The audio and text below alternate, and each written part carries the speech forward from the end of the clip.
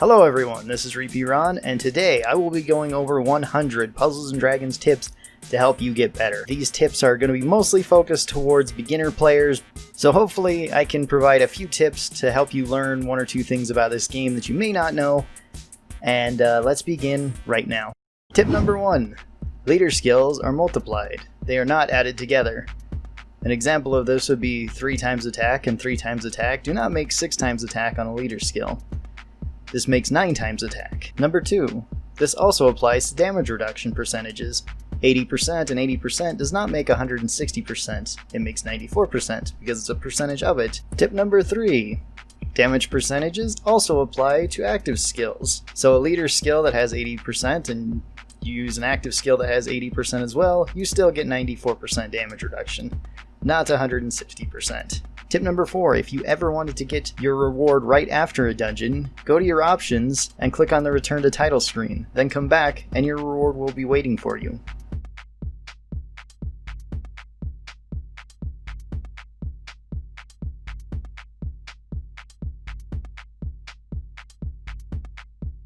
Number 5. Have you ever wanted to practice or try out a new team? Head on over to the Endless Corridors. It's always up and it's completely free. Number 6. Jammer Resist Awoken also works towards bombs. Number 7. Have you ever wanted to see blind orbs? Just click on the orb without moving it and then release it. This won't be taking your turn. Number 8. If you see a dungeon with a set time limit and you have a leader skill with a set time limit, your leader skill will override the dungeon's time limit.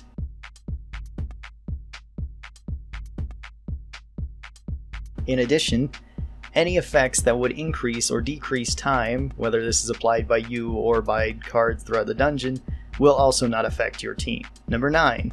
Be sure to check your achievements. You might have a lot of unclaimed rewards. This is also a good way to unlock badges which can be used on any team. Number 10. Cards with the Awoken assist, if assisted to another card, give them all of their Awokens, regardless of attribute. Number 11.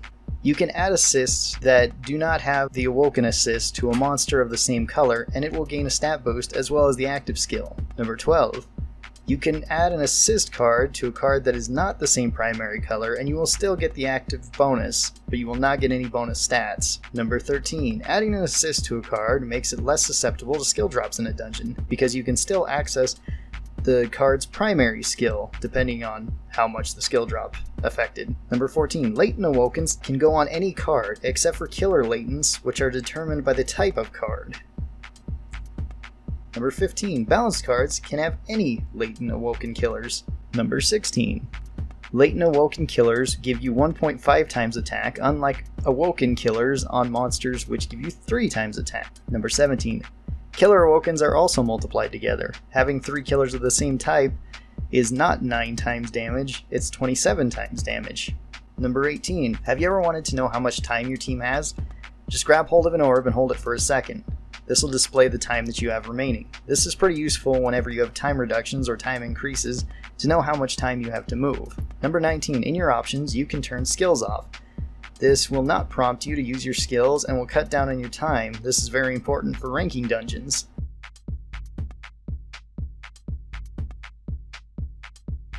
Number 20. Also in your options, you can turn on the attack multiplier to see how hard you are hitting and how much individual cards are being multiplied during an attack. Number 21. There's a limit on how hard you can actually hit in this game. It's this number right here.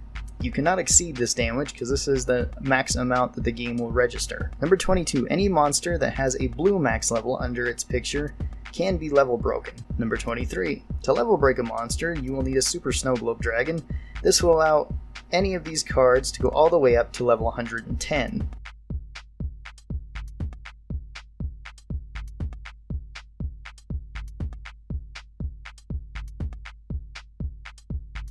Number 24. You can fuse multiples of the same monster together to unlock Awokens and skill levels. I only recommend doing this with dungeon acquired cards.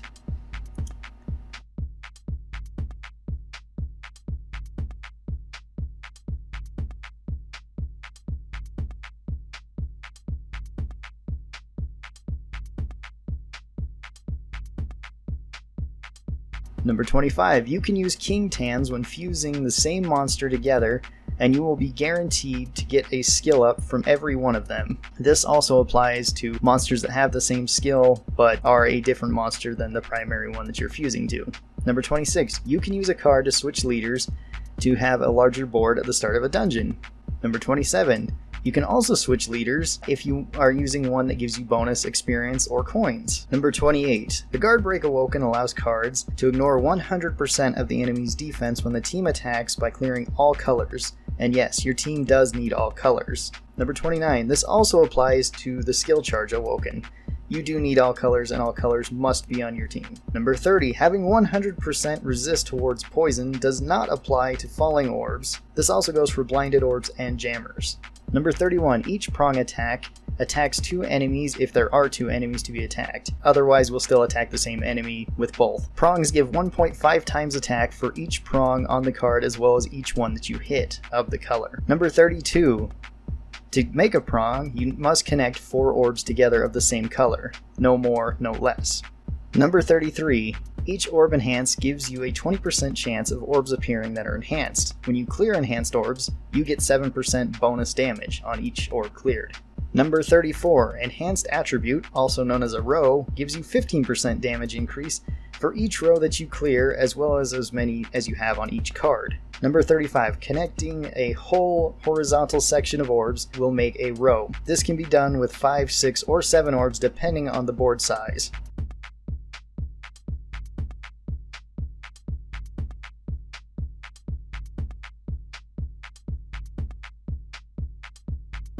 Number 36, an L increased attack Awoken gives you 1.5 times attack for each L, as well as each Awoken. To complete this, you must connect 5 orbs of the same color in an L formation. Number 37, an L increased attack also unlocks all locked orbs. Number 38, an L damage reduction Awoken can only be done with heart orbs, and will give you 5% damage reduction for each L as well as each L on each card. They also give you 1.5 times attack and 1 turn of bind recovery status. Number 39, enhanced 7 combos will give you 2 times attack when hitting a 7 combo. This only counts towards the very first 7 combo. Number 40, enhanced 10 combo gives you 5 times attack when hitting 10 combos. Number 41, if you have a monster you are fighting that has a symbol like this, it means that it has resolve. If a monster has resolve, you can use the bonus / follow-up attack Awoken by making a vertical column of heart orbs. Number 41. This also applies to the super bonus attack / super follow-up attack Awoken, but you must make a 3x3 cube of hearts. This will do 99 fixed damage after attacks, and the monster with this Awoken will get 2 times attack for each Awoken that they have. Number 43. The damage void piercer Awoken penetrates void damage shields. You must make a 3x3 cube of the same color. This will also give you 2.5 times attack. Number 44. The time extender Awoken will give you 0.5 seconds more time to move. The big time extender will give you 1 more second to move. Number 45. Skill boost will give the entire team 1 turn worth of skill charges, while big ones give 2 turns worth of skill charges. Number 46. You can use locked orbs on the roulette / flashing orb spots on the board, and locked orbs cannot be changed by the roulette. Number 47. Some cards can have super Awokens. To get this, you must have a card with all of its Awokens and have 297 points on them. Then add another 297 points and you will get a random Awoken that the card can have. Number 48. The enhanced Heart Orb Awoken gives you a 20% chance of enhanced Heart Orbs to fall. As well as if you connect 4 Heart Orbs together, like a prong, you will get an increase to your RCV of 1.5 times. 49. Peas can be used as skill up material for any card of the same color. Number 50. Rainbow peas can be used on any card and will skill it up by 2 levels. This will only be allowed if the monster has 2 levels or more that they can get. Number 51. In your monster box, you can filter by options. Click the CHR button and you can see your first monsters, as well if you scroll to the bottom you can see your latest monsters. Number 52. If you recover your stamina by using a magic stone, you will recover all of your stamina, plus whatever stamina you already had. Number 53. Fusing monsters of the same primary color together will give you more experience than a monster of a different color. Number 54. If you are confused about what these jewels are and how to get them, head over to the monster exchange. This is where you can exchange monsters into jewels. Some might be wondering why you would do this rather than just fuse them to the monster. It's mostly to condense and stack Evo material, allowing you to have a lot more space in your box. Number 55. If you have a card that you don't want to accidentally sell, be sure to press this button. This button will add that card to your favorites, and you will have to unfavorite that card in order to sell it. Number 56. Not sure what your new card turns into? Just press on the Evo search button, and you can see all of the possibilities that it has. Number 57. In 2 and 3 player dungeons, you can pass your turn each once. Go to the options and press pass turn and it will move to the next player. Number 58. If your leader gets switched, or you simply forget what your leader does, you can click on the check leader skill in the menu and read what it does. Number 59. You can also check what status effects you have on your team and any experience or coins that you have gained. Number 60. If you're curious about what you're fighting, simply press on what the monster is with your finger or stylus, and it will tell you the type, attribute, and name. This can be very useful for making a team that's designed to kill one specific monster. Number 61. Clicking on a monster will also prioritize it as a target. This can be useful if you would like to attack one enemy before others, or if an enemy is absorbing an attribute. If you want more POW points, then use other people's leads and send them a friend request after. You might need to invest in some magic stones on your friend list though, to get the most points that you possibly can. Number 63. You can use yourself as a helper. Select this button and select a card that you would like to use that's not currently in use. Number 64. This one's gonna seem like a strange one, and I bet not even a whole lot of veteran players know this, but you can override poison and jammer fall with your own poison or jammer fall. Even if a card spawns both poison and jammer at the same time, spawning your own poison or jammer will negate this. This can also lessen the chance of jammers or poison falling, and is actually quite nice to use in certain dungeons. Just beware that you may be poisoning yourself. Number 65. Research the dungeon ahead of time. Sites will be linked down below and will allow you to search dungeons. This can make it easier for you to determine whether or not you feel like you can do the dungeon. Tip number 66. Finding powerful friends. Facebook groups, Discord groups, or even different comment sections can be great places for you to go to find friends that have very powerful leads, making the early game very easy on you. So, look around and see if anybody's willing to be your friend. Number 67. Every day you will get a login bonus the first time that you log in. You will also unlock rewards every 50 days of login. Those do not have to be consecutive days. Number 68. Use badges. Whenever you complete a full achievement, you will unlock a badge. Use them to overcome team's weaknesses. Number 69. You can level up monsters' active skill by using them in dungeons with a monster of the same skill. Number 70. When you clear 3 poison orbs, you will take 20% damage of your total health. You will also take 5% additional damage for each additional poison orb cleared. Number 71. Mortal poison is even worse. When you clear 3 mortal poison orbs, you will lose 50% of your total health, and then 12.5% for each additional mortal poison orb cleared. Tip number 72. Bombs that are not cleared will explode and deal 20% damage of your total health per bomb. Bombs also destroy all orbs vertical and horizontal of the bomb. Number 73. Roulette/spinning orbs always go in the same pattern: fire, water, wood, light, dark, heart. This can be useful for knowing which orb is going to come up next. Number 74. If a monster spawned poison orbs and likely didn't attack you, or only attacked you very slightly, it's probably best to clear those poison orbs, as it's more than likely going to deal a whole lot of damage to you if you do not. The only exception to this is if you're already at low health and you're going to die, in which case do not clear poison orbs and simply try to kill the floor.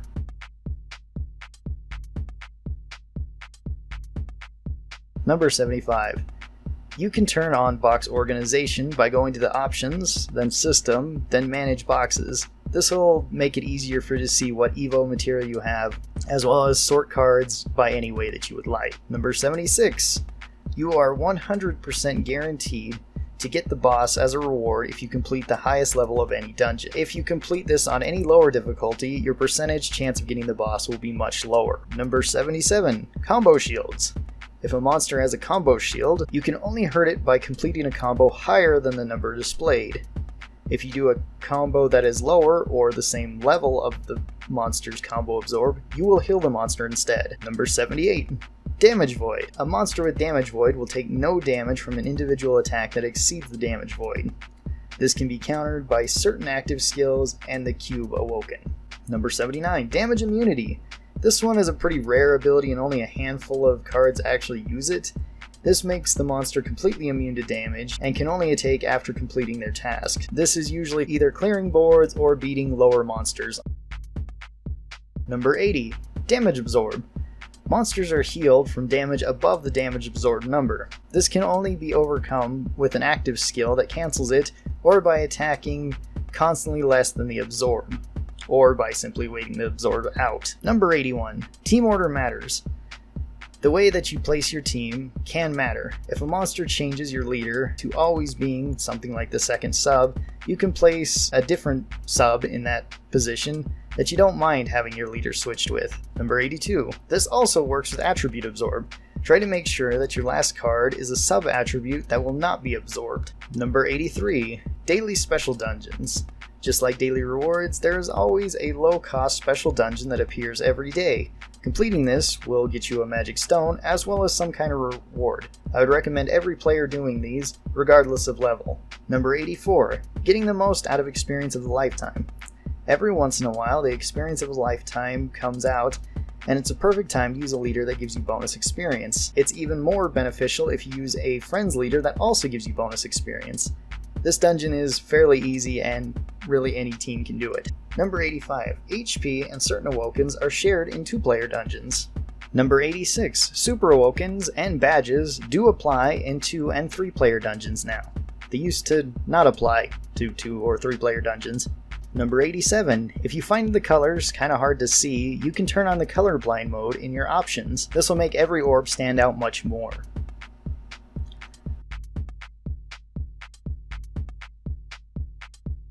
Number 88. Attribute Damage. Fire damage will do more damage towards something that's wood, and less damage towards something that's water, and do neutral damage towards something that's light or dark, where wood will do more damage to water, less to fire, same to light and dark, and water will do more damage to fire and less to wood. Light and dark are neutral damages towards everything. Number 89. Status Shield. A monster that has this symbol next to it is immune to abilities that poison, delay, or reduce defense, but can still be hit by direct damage abilities or gravity. Number 90. The standard board has 30 orbs in total on it. This means the max amount of combos that you can get on a normal board is 10, not counting Skyfall. It seems that the average amount of combos that you can do on a standard board is about 7.8 or so. 91.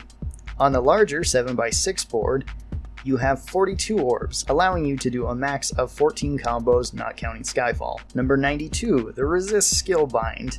Most dungeons in this game have monsters in it that try to bind your skills. With each skill bind resist, your team will get 20% chance to resist it. So if you have 5, you'll be completely immune to these effects. This is probably the most important skill to have on your team. Number 93, to trigger the Recovery Bind Awoken, you must make a row of Heart Orbs. This will reduce bind status by 3 turns for each recovery bind on the team. Number 94, if you have a lot of extra monster points and you don't know what to spend them on, I would recommend getting the Odin Dragon.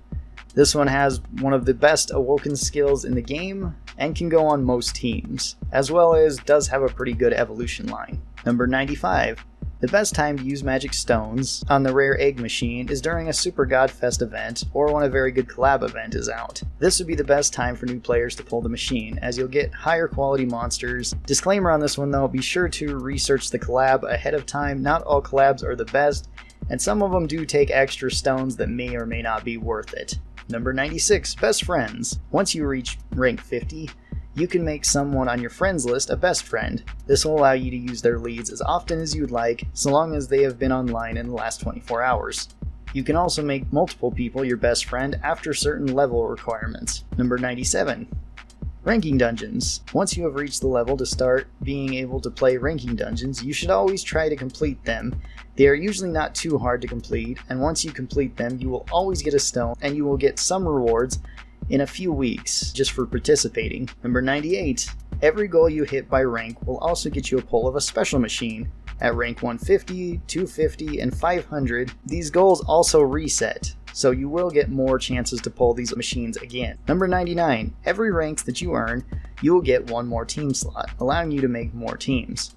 And tip number 100, if you've ever been wondering how to score an S rank in dungeons, the easiest way that I've found is using monsters with low rarity. For each empty spot on your team, this will count as a monster of 0 rarity. So if you can complete dungeons reliably with just your leads, this is the easiest way to hit S rankings in most dungeons. Alright, well that has been my 100 Puzzles and Dragons tips. I hope that it has helped you out. I hope that you have learned something. If you have any more tips, then be sure to put them down in the comments below. I'm sure there is plenty of them. I didn't even go over things like team building or how to farm experience, coins, PAL points, and I'm sure that there's plenty more guides that we could do. If you guys are interested, be sure to like this video, be sure to share it with your friends. If you're not subscribed, then be sure that you're subscribed, and leave a comment down below telling me if you would like to hear more Puzzles and Dragons related guides. Thanks everybody for watching this, and I will see all of you guys next time. Till then, stay cool, and bye!